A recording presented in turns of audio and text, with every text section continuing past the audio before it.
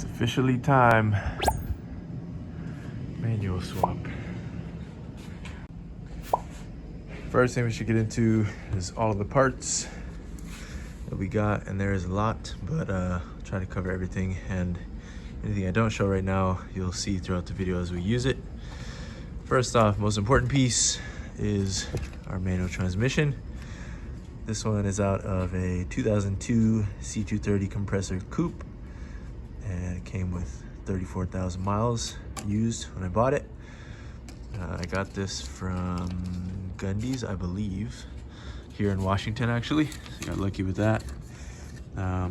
Everything on it is in pretty good shape. Throat bearing and everything is good. It's got good lines on it.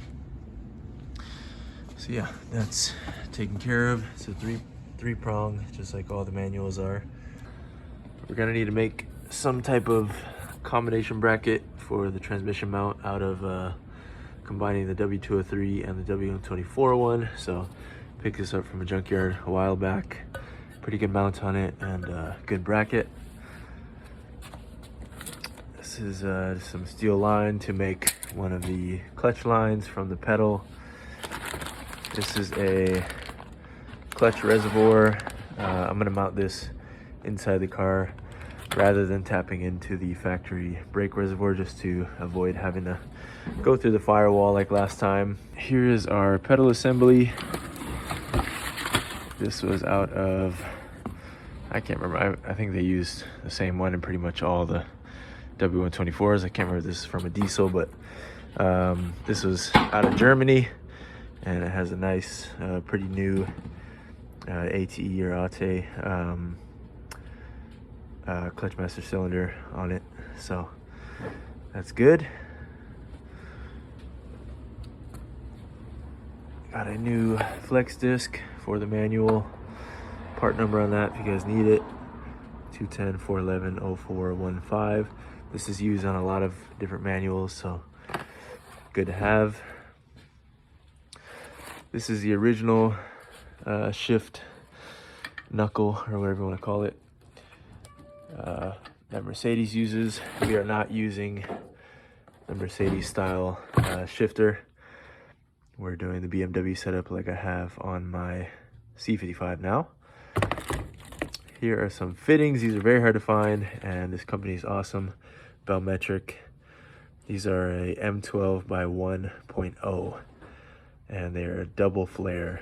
So it's like an inverted double flare, which is very uncommon size. It's really hard to find. So these guys had them easy for cheap. So definitely check these guys out if you need any fittings.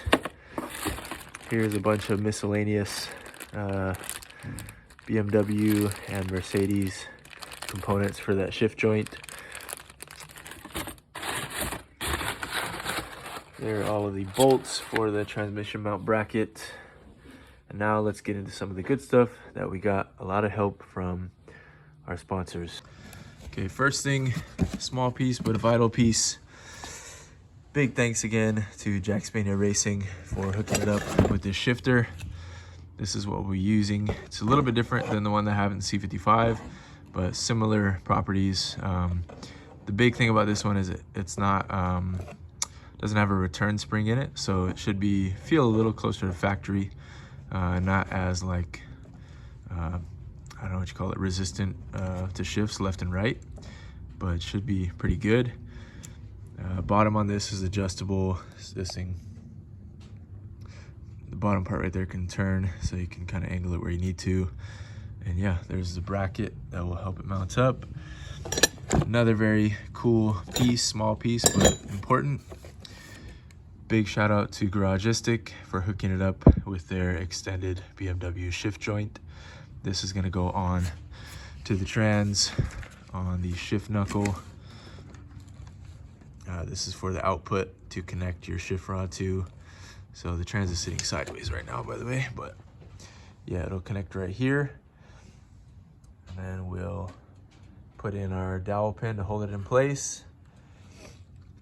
And our shift rod, which I will show you guys how I'm gonna do it later, will fit in between here. Don't mind, this is a little bit dirty. I had this clamp between a piece of wood earlier, but yeah, this is going to be used with basically some shift rod ends, and then we'll be able to use an adjustable rod to kind of get it exactly where we need to connect to the shifter. So again, big shout out to Garagistic. All right, and last but not least, this is most important, so I saved it for last. Huge shout out to the Kangaroos team. Awesome group of guys, and creating all kinds of cool stuff for these cars and many more. So let's get into this. This is the cool part. This is our adapter plate and clutch and pressure plate that will allow us to use this transmission with the M119 that lives in the E420. Beautiful piece. It's all machined very nicely, very precisely. You can see they have the cutout for the starter.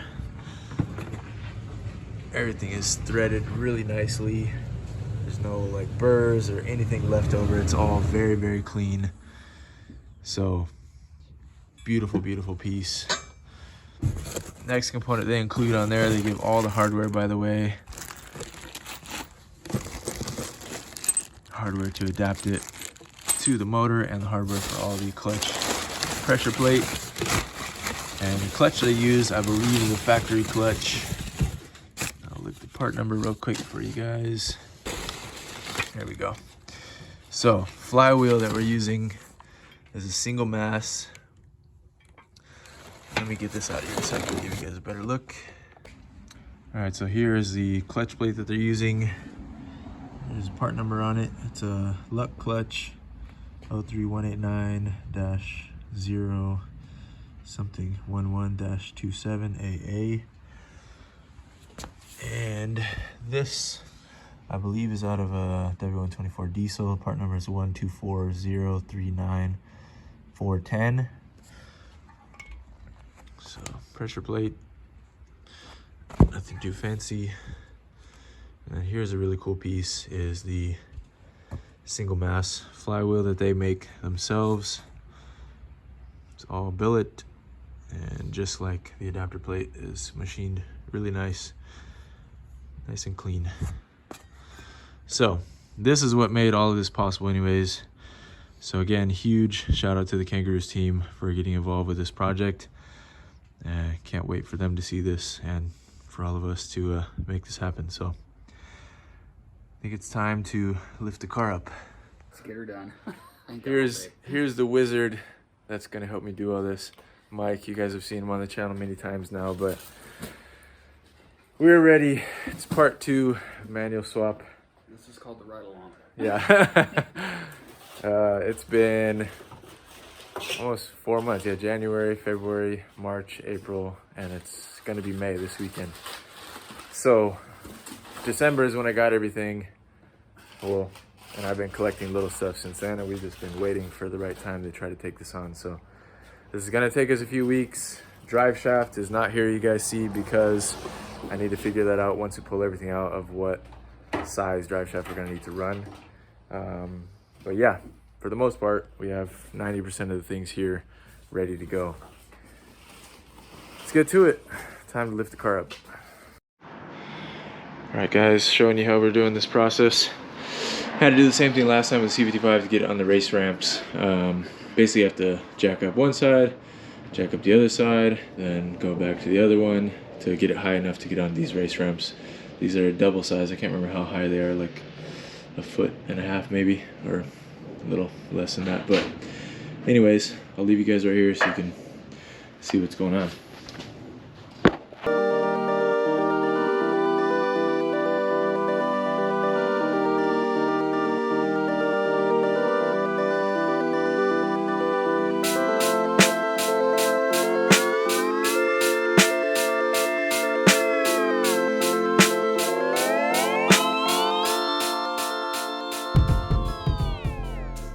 All right, she's on the race ramps. Taller than I remember, but gives lots of clearance down below to make things least a little bit easier. So, all right. All right, guys, slowly kind of diving into things and dissecting what we're gonna need to do. The exhaust is in the way, definitely, on this project, so it's not like a C55 and we can leave everything in place. So we decided to lop this off. I was gonna change up this whole rear section anyways, and it is extremely heavy. Mike's getting a workout right now. How heavy do you think it is? How heavy do you think it is? Probably 40, 50 pounds. Yeah. So, not only restrictive, but definitely heavy. So, yeah, I was gonna lose that anyways. So we're just making it easier for ourselves to try to figure out what we're gonna do on this front section. If you guys are unfamiliar with the M119, there's a crossover pipe. This one is not so bad to get to. There's a flange right up here that you can access that, and right here to take this off, because it's kind of a regular servicing that this will have to come off. But the other side, you can kind of get to the flanges down there behind that heat shield, but we're not entirely sure what we'll do with this section yet. Hopefully we can get all this off in one piece, and then yeah, we'll go from there. All right, guys, draining the transmission fluid right now. This is pretty fresh still. I just changed it not too long ago, so it's coming out. Just make it easier when we pull it down. Mike's getting all the drive shaft covers off. And then we'll start just kind of tackling everything little by little. Not a lot more than on the C55, but it's just different. So gotta go through it, and it's not road mapped like it was doing the C55. I don't have any videos or pictures really to go off of for this stuff, so figuring it out as we go. All right, guys, crossover pipe is out. I also brought the drive shafts over from the backyard. This one is from a Crossfire. This one is from a C230 Coupe, I believe. And then this is the back half of one. I was just gonna take the bolts off of that, so I brought it over here.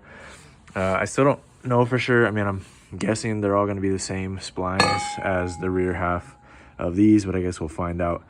If they weren't the same splines, then I would basically have to take the 3-prong flange off of this and have it mated with the automatic one that's in here now. So yeah, here's where things are at. Crossover pipe is out, and you can see it still leaves us with kind of some clunkiness on this side, with this side of the exhaust still there as far as trying to remove the trans past it. So we'll go from here, see what we're gonna do. I try to remove this side as well. All right, guys, a little progress. Got all the trans cooler lines out. They're all 19 millimeter. What's it called? What are these called again?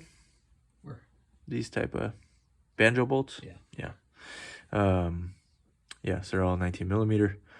There's 4 of them, 2 at the radiator, and then 1 on each side of the transmission. And then the passenger side line, we separated into 2 pieces, just to make it easier to get out. So that's why you see 3 pieces here. But anyways, I'll hang on to the metal parts because I don't know if those are NLA, so maybe somebody needs them. I'll post them on the forum. But besides that, moving on to the next steps. All right, guys, another quick update. We got the passenger side exhaust off. Luckily the bolts popped pretty easy. After we got that little heat shield off, they were fairly easy to get to. And yeah, kind of cool they were using oval piping back then. It's not that common. Now we're working on getting the starter out, and then I think we're probably ready to get the trans supported and get this bracket off, maybe undo the drive shaft, and then start doing the bolts for the actual trans. All right, guys, making progress. Just pulled one of the vacuum lines on. I just wanted to point this out before I forget. Just capped off this port right there. That's because the transmission is all vacuum controlled, so it's pulling back in for the motor right there. So yeah, capped it off. We'll have to get the boat and cable thing situated as well, but that'll come in a little while. We got the starter bolts undone. They're sitting right there. Starter's just kind of hanging right here. And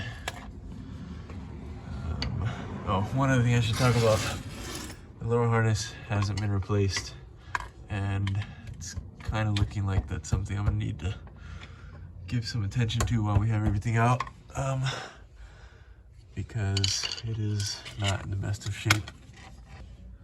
So you can see right there, it's basically just, if you touch it, it just crumbles like dust. So I already knew the lower harness had never been replaced, so it's something that I kind of had on my mind going for this project. So I might have to pull it out and at least try to protect what I can, or rebuild it, or send it out to get rebuilt while we're doing all this. But yeah, making progress.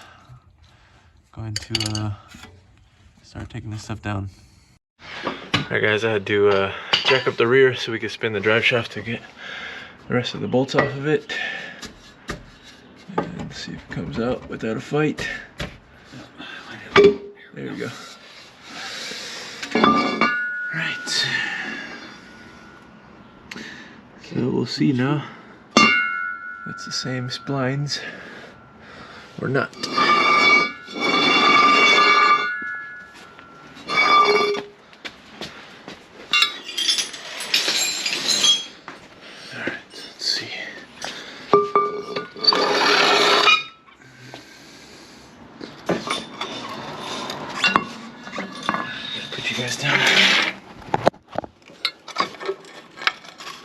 Yes. All right, same splines. That's good.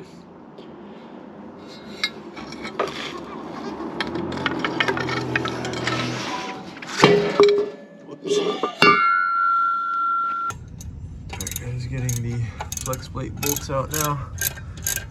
Just took off this little peak hole cover. Tiny bolts.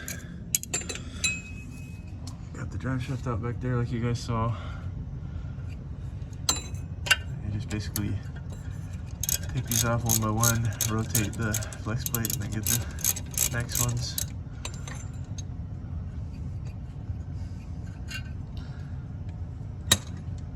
I think last thing hooked onto the trans right now is the boating cable, and everything else is free. All the wiring is right there. So theoretically we should be able to start taking some bolts out soon for the actual trans.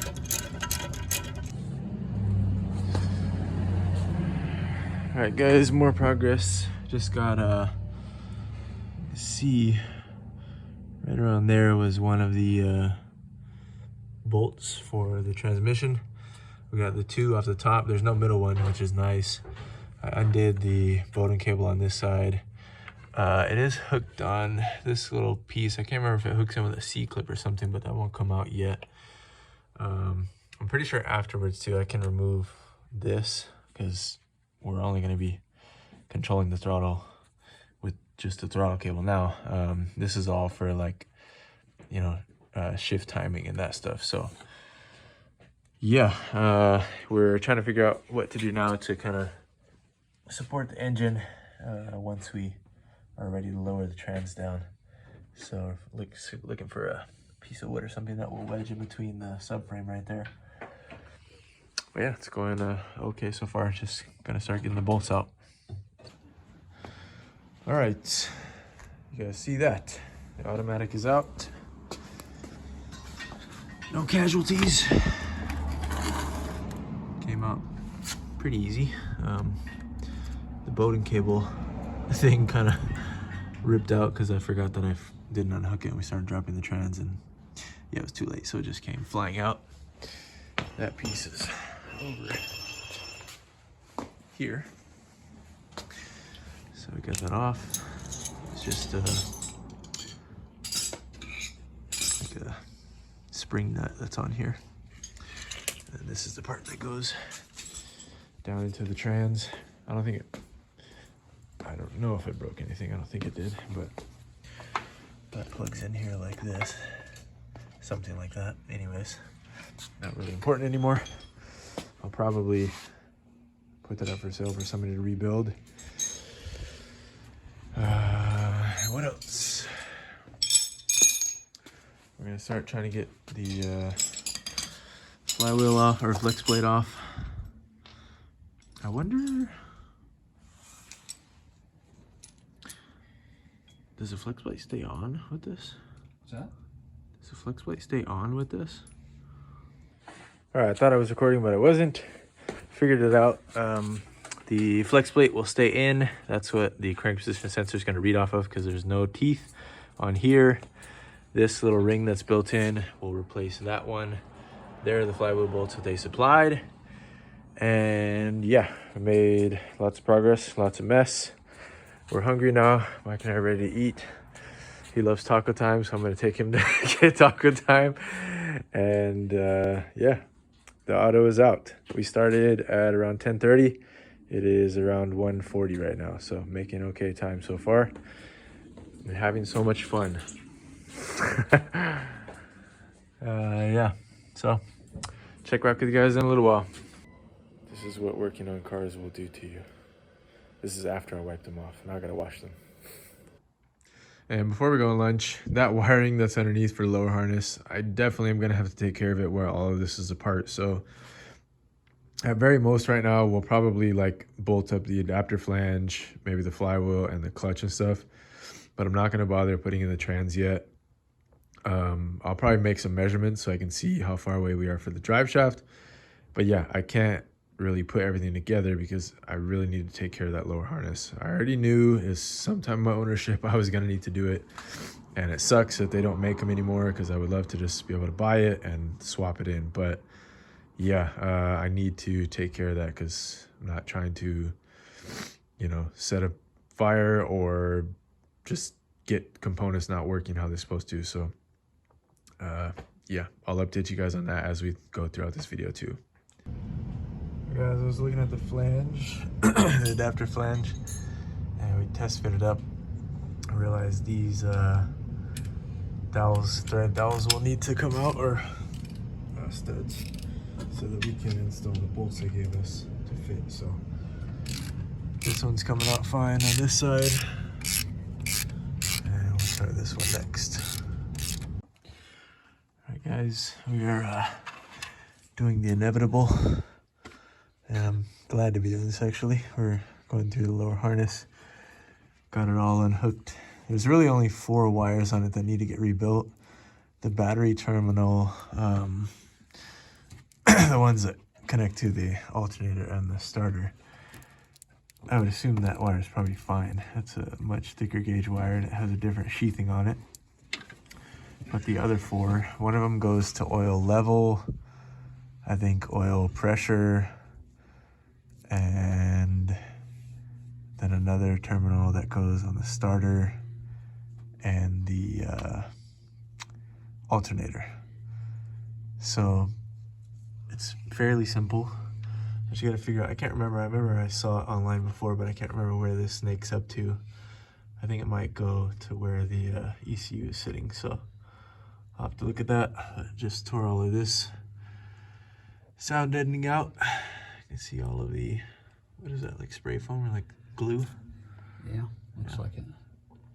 So Sealer. yeah, so little by little, we are gonna have to, the choice you have is either notching the transmission or try to hit the tunnel right here, which I prefer to just hit the tunnel, not cut the transmission up. So we'll see how much of that we have to do once we're further along in the process. But there's the automatic shifter. It kind of looks like that's a cutout for where the manual would go. Maybe. Maybe. But yeah, just kind of taking it slow right now.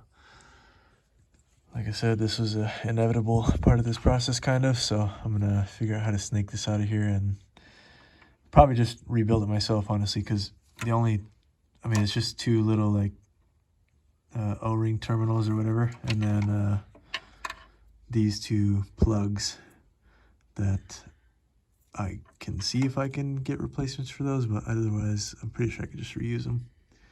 So yeah. All right guys, lower harness is out. All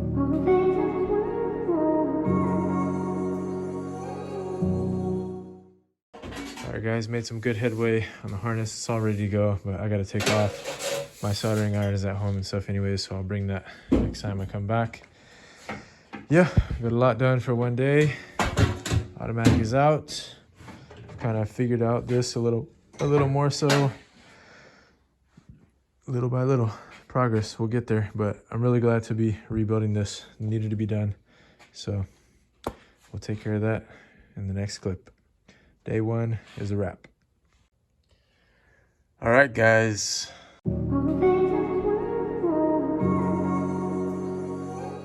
Officially day two.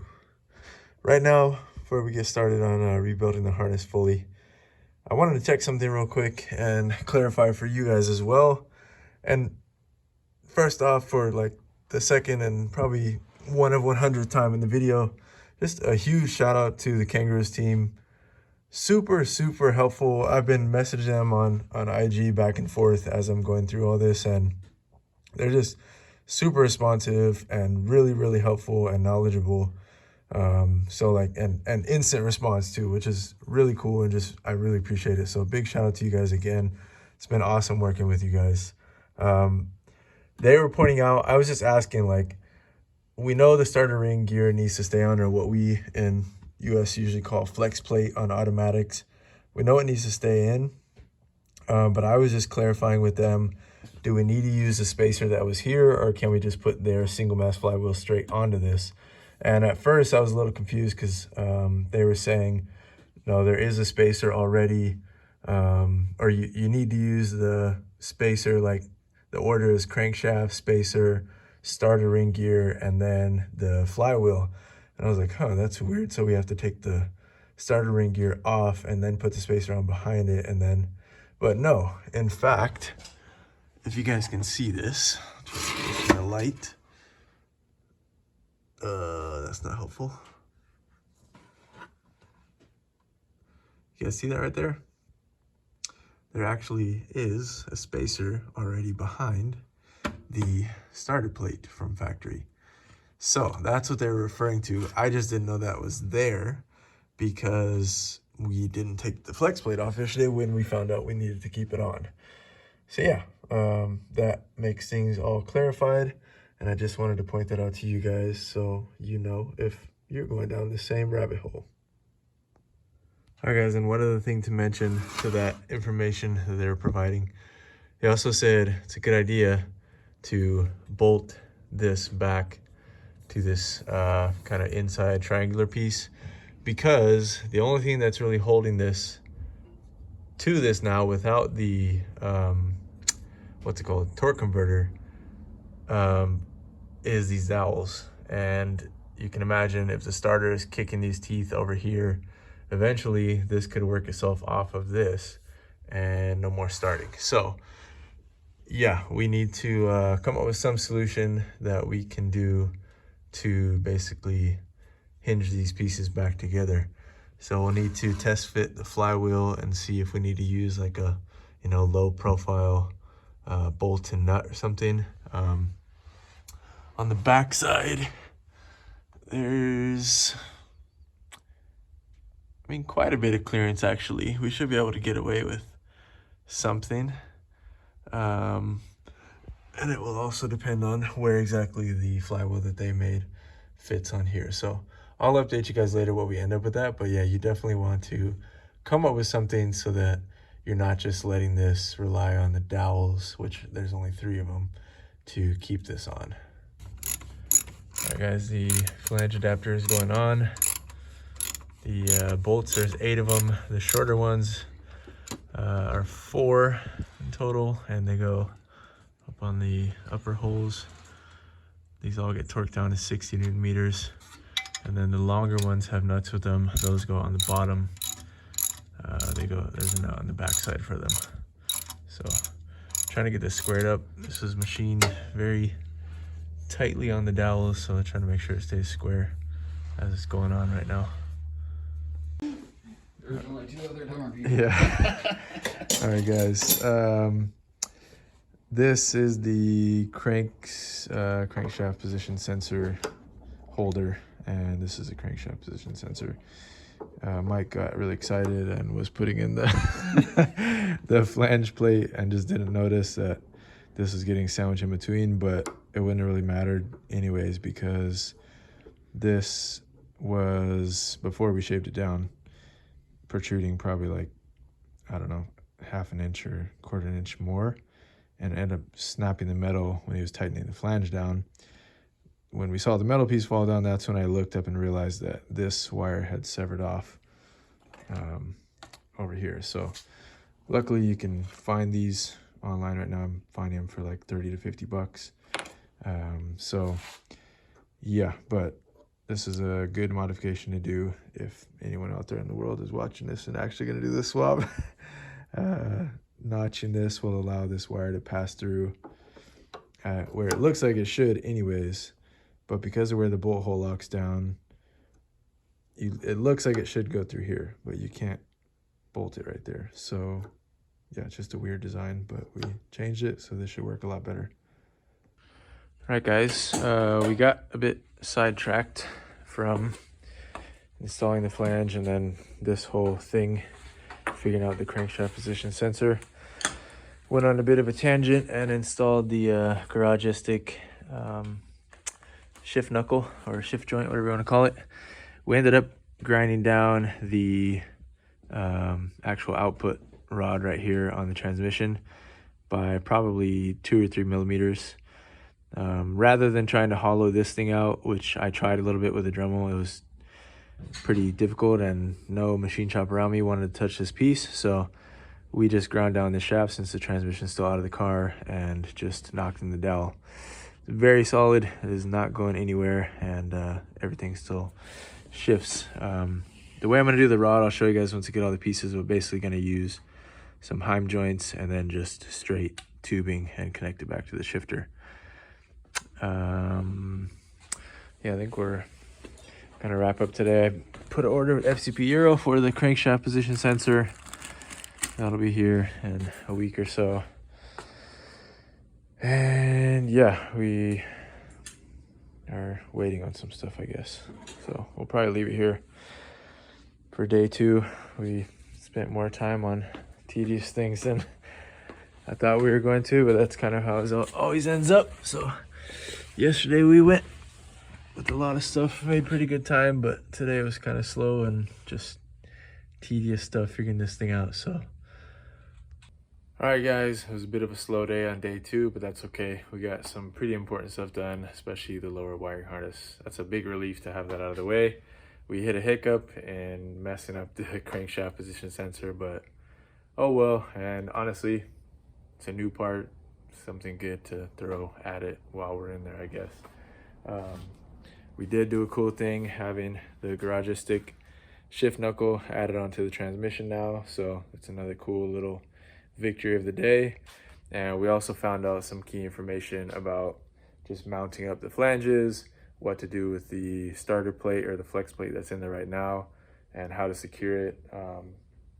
So yeah, I guess we'll pick it up next weekend. It was Saturday for day 1 yesterday, Sunday today, day 2, and next weekend we'll start on day 3 and 4. Might be some stuff in between the week that I'll come by and do. I might try to mess with the pedal assembly, maybe an evening this week, but yeah, just kind of taking it slow and little by little. So thank you guys for watching so far. See you on day 3.